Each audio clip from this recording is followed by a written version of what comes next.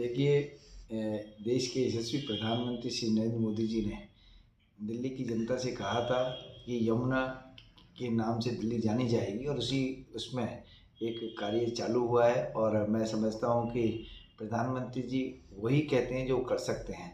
और पिछले 10 वर्षों में उन्होंने देश के अंदर अनेकों अनेक राज्यों में विकास किया है, और इसी को देखते हुए जनता ने जनादेश भारतीय जनता पार्टी के पक्ष में दिया, और भारतीय जनता पार्टी की दिल्ली में 48 विधायक बनाकर सरकार बनवाई।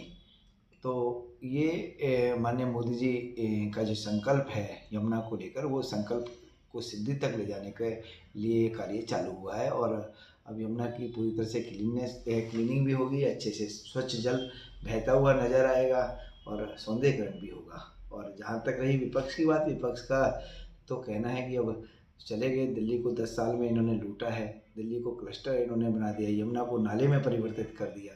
क्या मशीनें लगाने की किसने रोका है इनको, ये बताइए। अन्य हज़ारों करोड़ रुपए के अनुदान राशि केंद्र सरकार की तरफ से दिल्ली सरकार को दी गई, जिसका इन्होंने अनुचित उपयोग किया और अपने भ्रष्टाचार में उपयोग किया। तो इसलिए मैं जानता हूँ कि ये कहना अब इस समय ठीक नहीं होगा कि हमें काम से रोका गया। काम किसने रोका? आप तो एक तरफ कहते थे, स्वयं कहते थे कि दिल्ली में हमारे पास फंड्स की कोई कमी नहीं है।